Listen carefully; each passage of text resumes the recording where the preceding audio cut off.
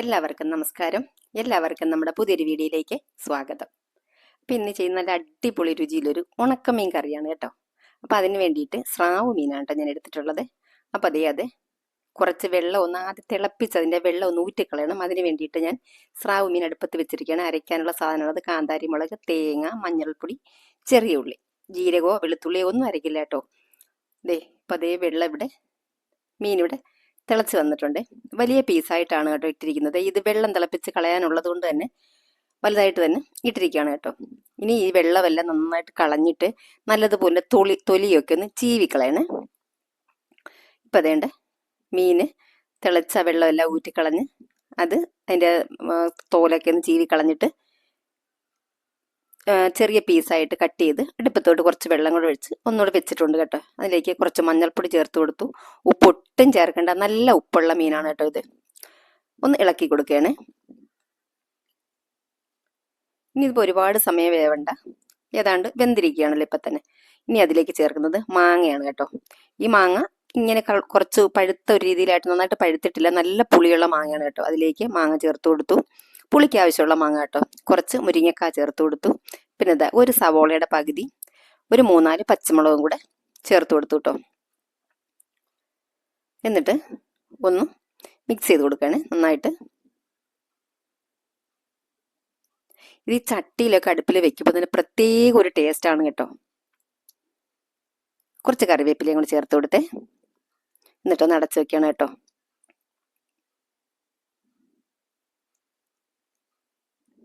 അപ്പോൾ ഒരു 10 മിനിറ്റ് ഇരുന്നപ്പോഴത്തന്നെ ഒന്ന് നോക്കിട്ടോ. അപ്പോഴത്തേക്കും മാങ്ങ വെന്തോന്നാണ് നോക്കുന്നത്. അങ്ങനെ അങ്ങോട്ട് നന്നായിട്ട് വെന്തില്ല, കുറച്ചും കൂടെ ഒന്ന് വേകണം. എന്നാൽ ഉടഞ്ഞു പോകാനും പാടില്ല കേട്ടോ. ഒന്നും കൂടി അടച്ചു വെക്കുകയാണ്. ഇപ്പോഴുള്ള ചില മാങ്ങ അങ്ങനെ നന്നായിട്ട് വെന്ത് വരില്ലല്ലോ, കുറച്ച് സമയം എടുക്കുമല്ലോ അതിന്.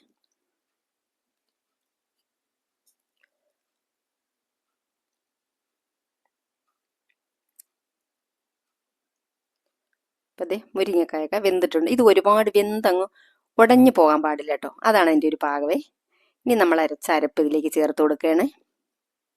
ഭയങ്കര ടേസ്റ്റാണ് കേട്ടോ, അപാര ടേസ്റ്റാണ് കേട്ടോ ഈ കറിക്ക്. ഈ ഒരു കറി ഉണ്ട് നമുക്ക് എത്ര ചോറ് വേണമെങ്കിലും കഴിക്കാൻ പറ്റും.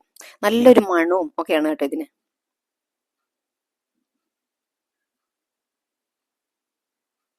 അരപ്പൊക്കെ ചേർത്ത് നന്നായിട്ടൊന്ന് ഇളക്കി കൊടുക്കുകയാണ്. കുറച്ച് വെള്ളം കൂടെ, നമ്മുടെ ചാറിന് ഒരുപാട് ചാറ് തീടാം, ഒരുപാട് വെള്ളം ചേർക്കേണ്ട ആവശ്യമില്ല. എന്നാലും ഒരുപാടങ്ങ് കുറുകിയിരിക്കാൻ പാടില്ല. അതാണ് ഇതിൻ്റെ ഒരു പാകം കേട്ടോ. നന്നായിട്ട് ഇളക്കി കൊടുക്കുകയാണ്. തിളച്ചങ്ങ് ഒരുപാട് തിളയ്ക്കരുത്, എന്നാൽ ചെറിയ രീതിയിലൊന്ന് തിളച്ച് വരണം കേട്ടോ.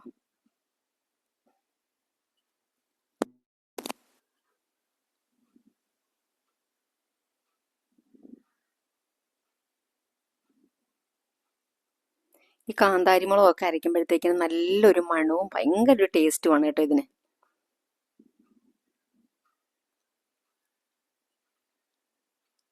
അപ്പോൾ കറി റെഡി ആയിട്ടുണ്ട്. ഇനി നമുക്കിതിലേക്ക് കുറച്ച് കടുക് വറുത്ത് ചേർക്കണം. അതിന് വേണ്ടിയിട്ടൊരു പാൻ വെച്ചിട്ട് വെളിച്ചെണ്ണ തന്നെ ചേർക്കണം കേട്ടോ.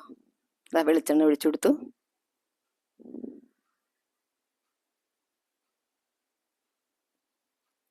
കുറച്ച് കടുക് ചേർത്ത് കൊടുത്തു.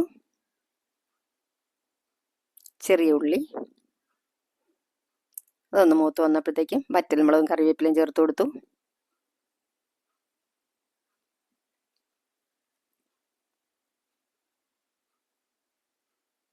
എല്ലാം ഇവിടെ റെഡിയായി. ഇനി നമുക്ക് കറിയിലേക്ക് ചേർത്ത് കൊടുക്കണം. അടിപൊളി രുചിയാണ് കേട്ടോ. ഒന്ന് ട്രൈ ചെയ്ത് നോക്കണേ ഇങ്ങനെ.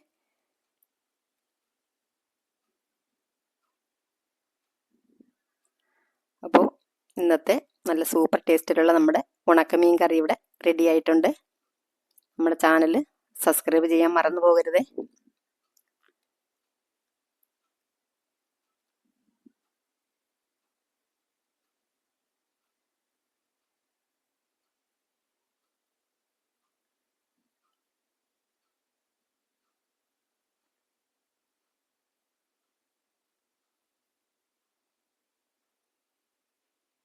വീണ്ടും മറ്റൊരു നല്ല വീഡിയോയുമായി വരാം. Thank you.